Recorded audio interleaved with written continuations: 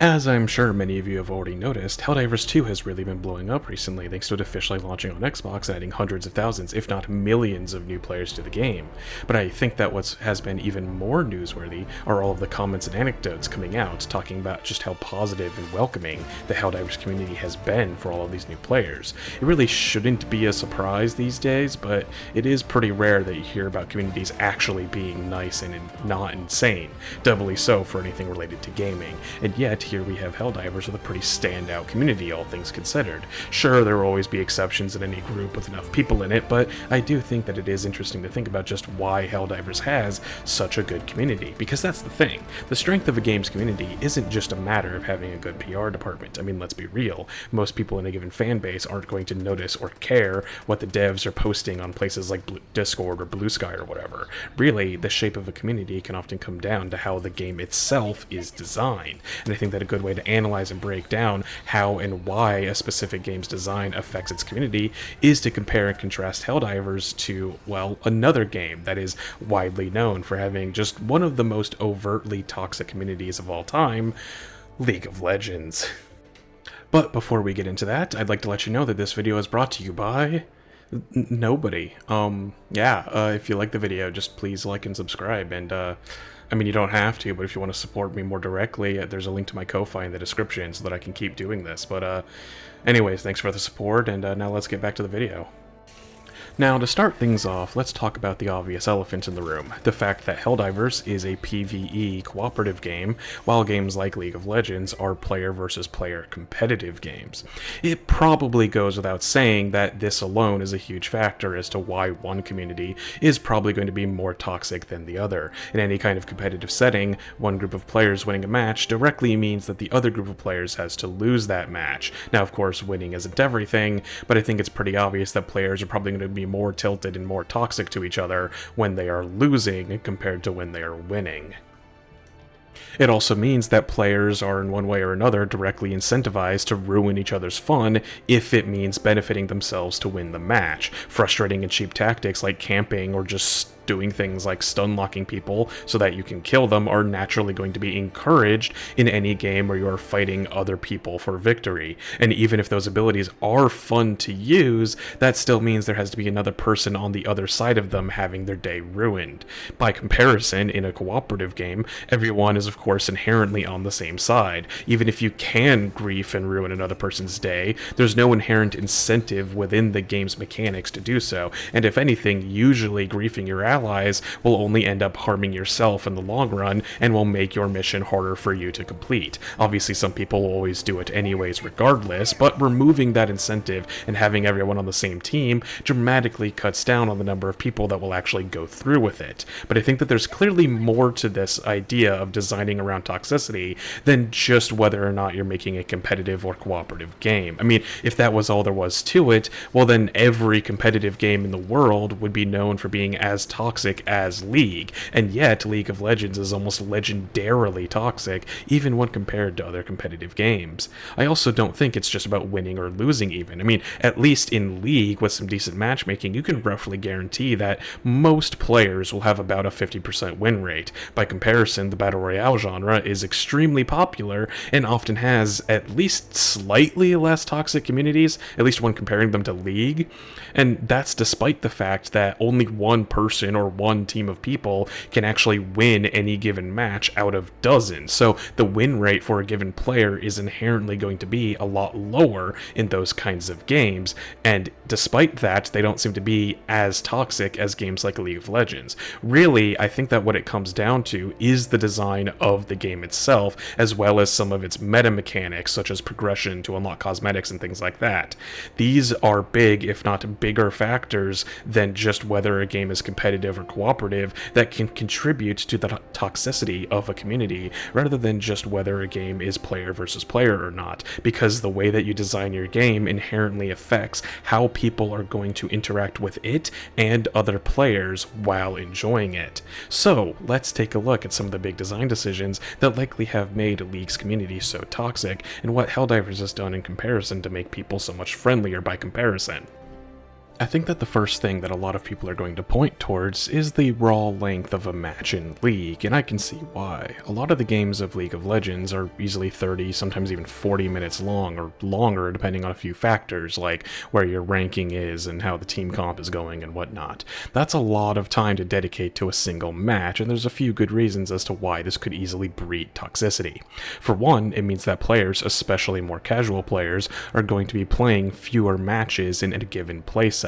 If a typical person only has, say, a couple hours a day to dedicate to gaming, they might literally only play 2, maybe 3 matches, and which means that even if matchmaking is doing its job and averaging about a 50% win rate for everyone, you can easily go an entire day, if not multiple days in a row, without winning a single match. Again, winning isn't everything, but going an entire day without a single win is bound to make people a little bit more annoyed than usual.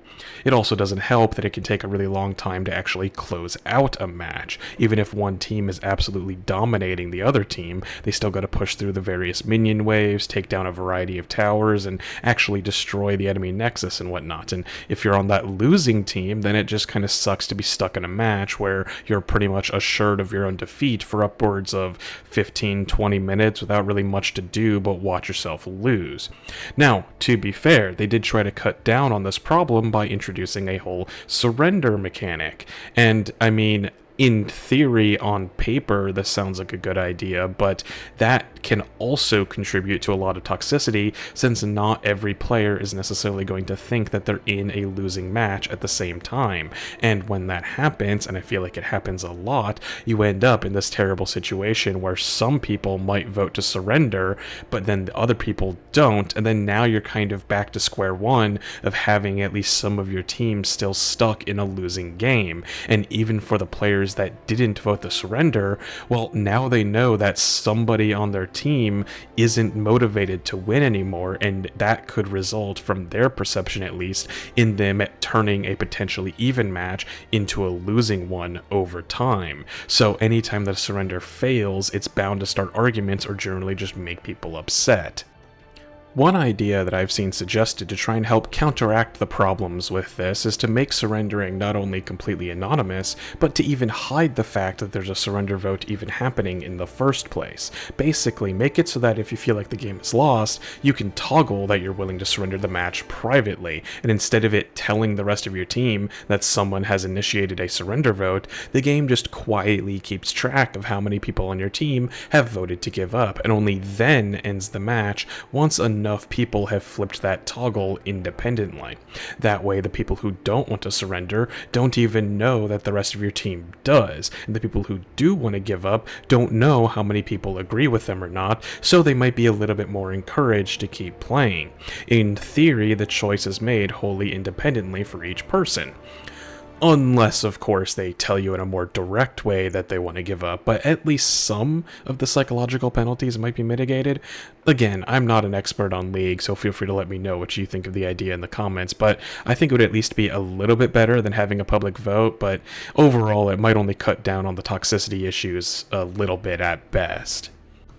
Now, going back to Helldivers, Helldivers actually also has pretty long mission timers. I mean, the default mission length is literally 40 minutes, and there have been a lot of times where I've run that timer to 0 and beyond. But there are a few reasons why I think the long missions in Helldivers are much less frustrating. For one, all you actually have to do on a given mission is to complete the main objective. Whether it's raising a flag or launching a missile or whatever, you just have to complete that one core objective and you'll have technically finished the mission. And I think that even the most casual of players can usually accomplish that task in like about 10 minutes or so if they go straight for it.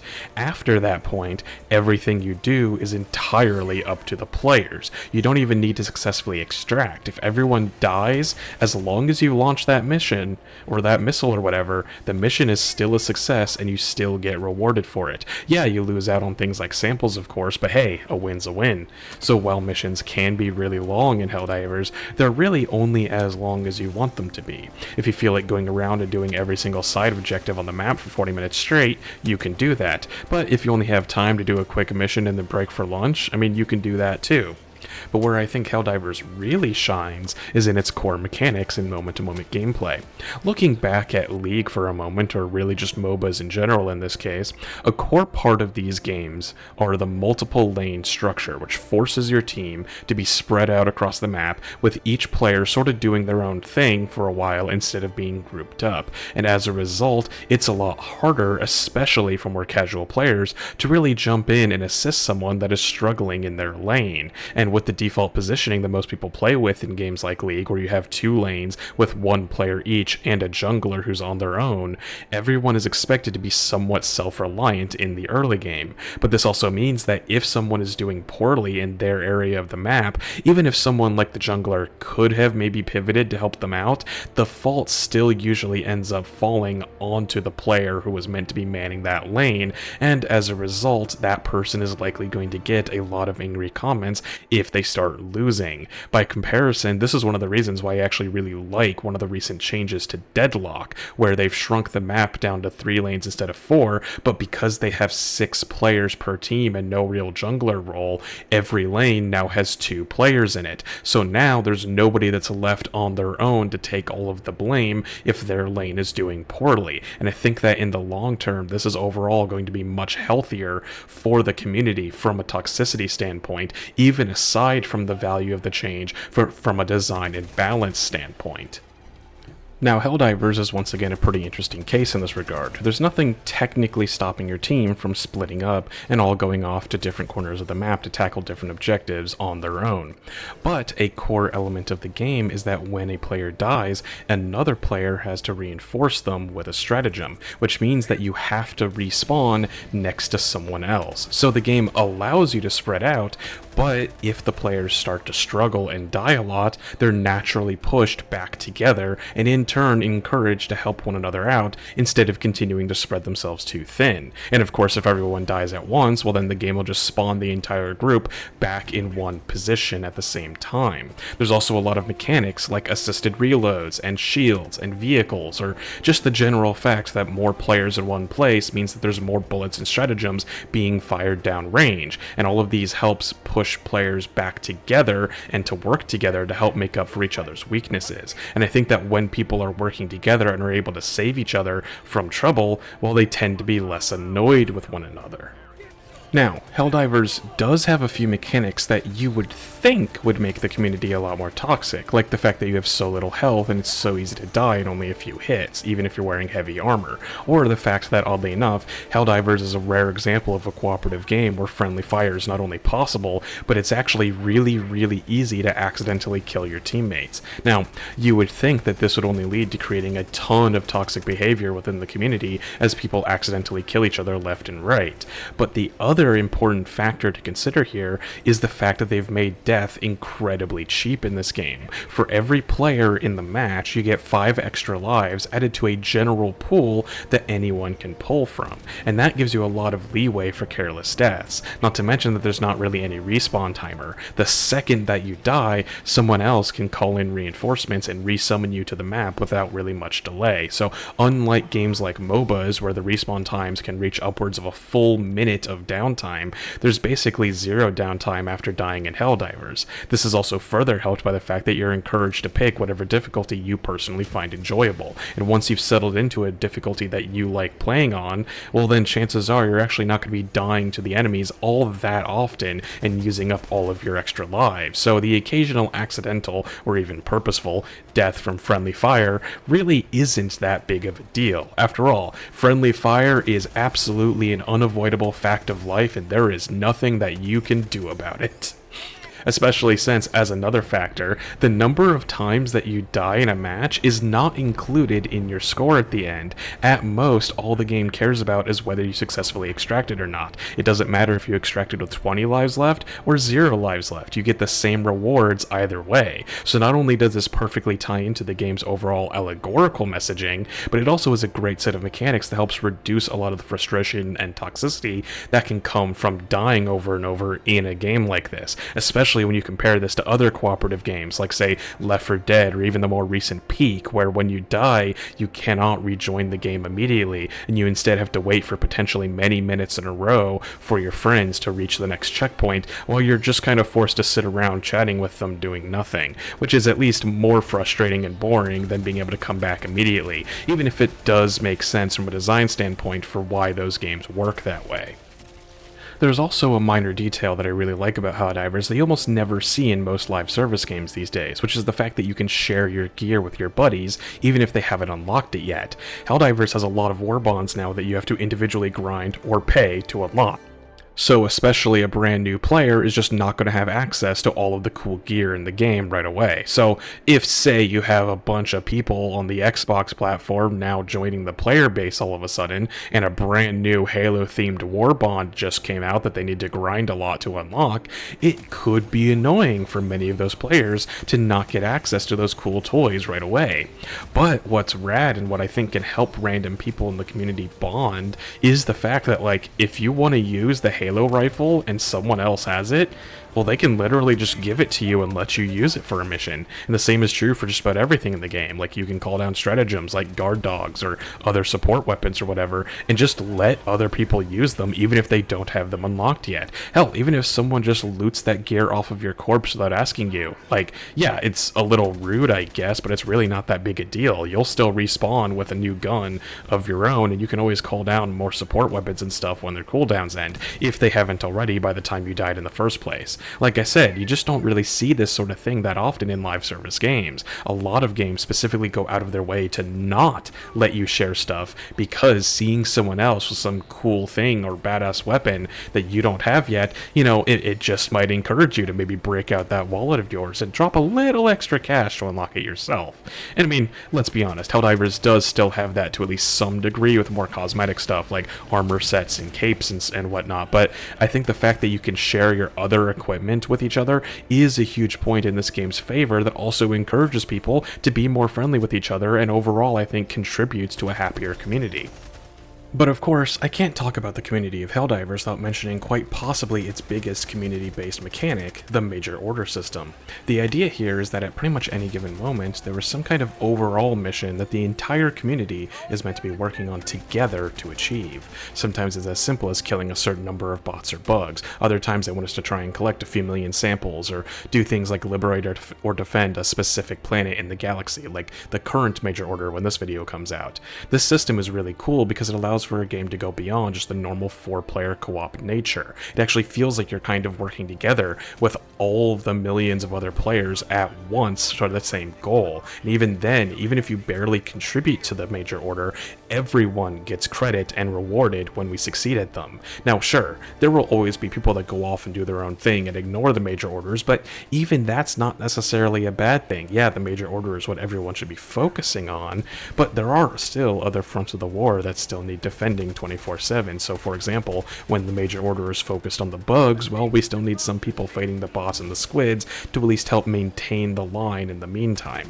And I think that the sheer scale of it all helps make failure sting a little less. Like, yeah, obviously winning a Major Order feels great and it makes everyone happy, but when we fail one, yeah, like, it sucks, but the fact that it's a fully community-wide effort means that there's not really anyone specific that you can direct your upset feelings towards. Yeah, in a normal team game with only half a dozen people on your team, if you lose a match, even if there's no direct evidence that someone specifically ruined the game for you and your team, people will inevitably find some way to blame someone other than themselves just out of pure frustration. But when you're working on a team with thousands or even millions of people working together, there becomes some degree of anonymity. People will still try to pass off blame, of course, but all you can really do is speak in generalities, like, you know, aw, damn, if only more people were fighting the bugs instead of the bots, maybe we would have won, or something like that. You can't really be mad at anyone specific, and I think that that helps prevent these failed Major Orders from making the community too toxic. So it's kind of a win-win for the developers, at least in terms of managing their community's toxicity.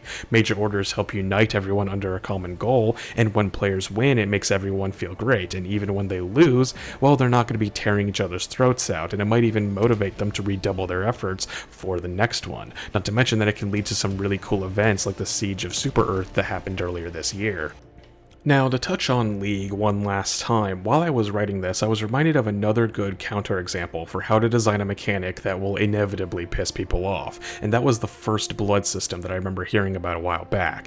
Basically, from what I understand, they added this new system where you would get a big bonus for your entire team if your team completed 2 out of 3 objectives on the map before the enemy did, and one of those objectives was just getting the first kill in the match, or First Blood as it were. Now, here's the thing. If you're scoring First Blood in your lane, that means you're already winning. You've killed your opponent, and not only are you getting the rewards from just killing them, but there's also the opportunities that you get as you now are able to push your lane uncontested while your opponent has to waste time respawning and getting back to position in order to defend. So you have plenty of time to farm minions, push a tower, grab a side objective, and so on and so forth. And that's all without even mentioning the psychological aspect. I'm not trying to say that getting the first kill of the match is automatically going to mean that you snowball into a win, but basically, if you're already getting First Blood, you really shouldn't get any extra help on top of what you're already receiving. But now, with these extra objectives, you're probably going to have a much easier time grabbing one of the other two because of that First Blood kill. So the fact that they were giving people this extra reward on top of all the normal benefits that you would get just from inherently being ahead in your lane is just kind of unnecessary in my opinion. Usually games like this try to avoid these kinds of positive feedback loops early on in their matches for a reason. But now, think about this from the losing team's perspective. Being the first one to die in a match is already painful enough and is likely to get you flamed by your teammates. Now stack on top of that you just handed the other team a free objective point and all of those extra rewards, and now your supposed teammates are more likely to be coming for your throat instead of the enemy's. It's one of those game mechanics that I'm very curious to know if it was even play tested internally, because it really feels like this sort of thing was almost designed on purpose to piss people off as much as possible. It boggles my mind that this even made it to the live build. And apparently they quickly announced changes only 2 days after release, which I am not surprised by. And it's easy to argue that it's bad from a game design standpoint, but I honestly feel like even if it was perfectly balanced for the game, the toxicity that this kind of mechanic could brew would be more than enough justification to not include it in the game at all. Another great example of a toxic mechanic, or rather a toxic system from a completely different game, was Halo Infinite's multiplayer progression system, or at least the version of it that existed back when the game originally launched. If you recall, basically they released Infinite's multiplayer as a standalone free-to-play game, which also means that it had the typical kind of free-to-play progression systems that you'd expect in order to unlock cosmetics and whatnot. Now, having a battle pass to unlock cosmetics is hardly the worst crime in the world, but the issue was the way that you would progress this battle pass. The only way to earn experience at the time was to complete certain challenges like dailies and weeklies. Simply playing the game or even winning matches did virtually nothing for your progression. And worse still, many of these challenges were very specific and would often go counter to the actual objectives of the game modes that you'd be playing. For example, I recall one of the objectives was something like holding on to the flag in a capture the flag game for a set amount of time. This sort of thing sounds innocuous at first and even positive. After all, the goal of capture the flag is to grab the flag, right? But when you think about it, this actually causes a lot of problems. For one, the amount of time you have to hold on to the flag was longer than it takes to actually carry it back to your base. So the player is directly incentivized to not actually, capture the flag. So what you would end up happening is you would have people who would grab the flag and then just run around the map and try to hide from everyone in order to farm flag time, maybe even passing it between themselves and a friend so that they could both complete the objective together. Meanwhile, the rest of the players on the match on both sides basically had to hunt them down in order to just keep playing the game properly. Worse still was the fact that you couldn't even pick what game mode you would play. You just had to join random matches with random game modes, which means that if you have a capture the flag objective like that, but you end up getting placed in a death match or an oddball game repeatedly, well then that would cause players to repeatedly just drop from matches that didn't line up with their objectives. So even if you personally didn't care about this progression system, what would end up happening is every time you load into a game, everyone who stuck around would repeatedly see tons of people joining the match and then immediately leaving the match over and over right at the start. It was just terrible game experience for everyone involved. And like, you can't even blame the players for this kind of toxic behavior, because it was the design of the battle pass system itself that was directly encouraging them to do this. The fault, in my opinion at least, lies wholly on the developers that created this system. The fallout of it is merely the most efficient way of gaining experience. So yeah, like when you're designing these kinds of meta progression systems, it's important to think about them from the perspective of someone who wants to optimize every aspect of it, because players are naturally going to trend towards the path of least resistance. So especially in a competitive game like this, you're going to want to make sure that you're rewarding your players for behavior that aligns with the goals in the gameplay. Instead of rewarding people for flag carry time, reward them for actually capturing the flag. Instead of asking for kills by specific weapons like knives or whatever, just have a damage done or an overall kills goal. Keep it simple and straightforward. Oh, and if you're going to have rewards that only work in certain game modes, then yeah, you should probably let people actually pick what game mode they're going to play on demand. Now, to finish things off with some more Helldivers talk, at the time of this video's release, they just added a big new update to the game with a bunch of new mission types and objectives and whatnot. However, I have to admit that I'm a little bit concerned about the design of some of these new features, at least when it comes to a toxicity management standpoint. Take the new oil rig mission, for example. It's this mission type where you get to drive this gigantic truck across the map and dig for oil at a few locations before delivering it to complete the objective. It's a perfectly fine and fun mission on its own merits, but it also has a key difference from almost every other mission type in the game, which is the fact that this is one of the only missions in the game where you can fail it because the objective gets destroyed. Another element that I think really helps reduce toxicity in Helldivers is the fact that pretty much every main mission objective is completely indestructible. You can drop hell bombs and napalm and 500 kgs on anything from missile silos to terminals to SSSDs, and you won't so much as leave a scratch on them. The closest that you could get to killing mission objectives in the past, at least as far as I can remember, is that you can kill the civilians that you're trying to escort on escort missions, as well as the random civilians that you can find around in megacities. But even then, that doesn't fail you the mission, it just incurs a minor reward penalty. You can always spawn more civilians no matter how many of them you accidentally kill, which I feel also plays into the allegorical messaging a lot. But with this oil rig thing, while it is very tanky and can actually take a lot of punishment, you can have it get destroyed if it gets attacked enough, or if you misplace a few orbitals. And ironically, I actually think it is easier for the players to destroy it accidentally than to have the enemies overrun you and kill it by the proper means, especially if you're throwing around a ton of orbitals or other big bombs to try and protect it.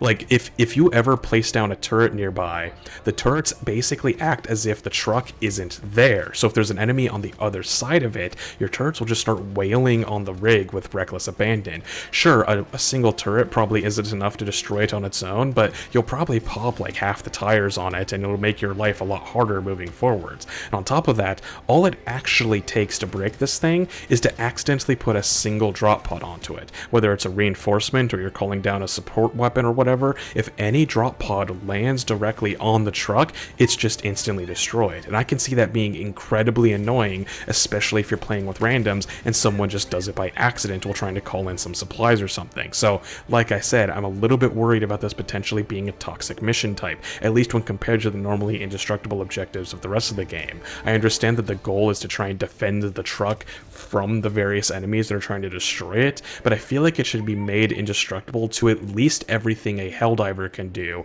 and things like calling down drop pods on it probably shouldn't destroy it instantly. At the very least, it would be nice if there was some kind of redirection that would actually drop orbitals and drop pods and whatnot next to the truck instead of letting it fall directly on it and just destroying it instantly. But you also have the new underground cave maps. Now again, this is a really interesting and fun gimmick to play around with. The core gameplay of Helldivers is all about being able to call in these orbital strikes and supplies at a moment's notice to help you out in a fight. And now that that's taken away on these maps, it forces the players to strategize and think completely differently about their loadouts.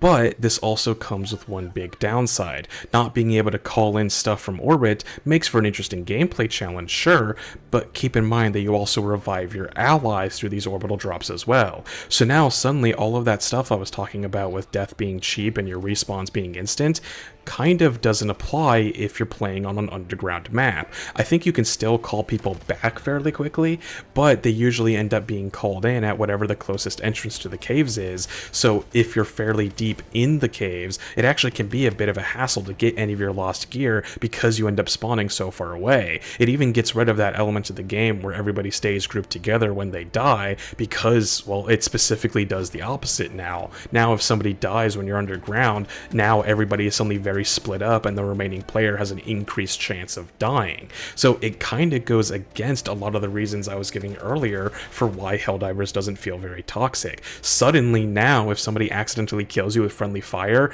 and you're deep underground, that feels like it's going to be a lot more frustrating than it normally would be on the other maps, and I could see people getting really pissed and really toxic about it over the course of a mission or two. The one saving grace that I think that the game has is the fact that you at least get to decide what kind of map you're going to be playing on. So if the cave maps end up making you feel really pissed off and toxic, well then you can at least go off and fight some other enemies on some other map and just not mess with them. But that still doesn't feel like a great design decision in my opinion, at least again when it comes to this toxicity management standpoint.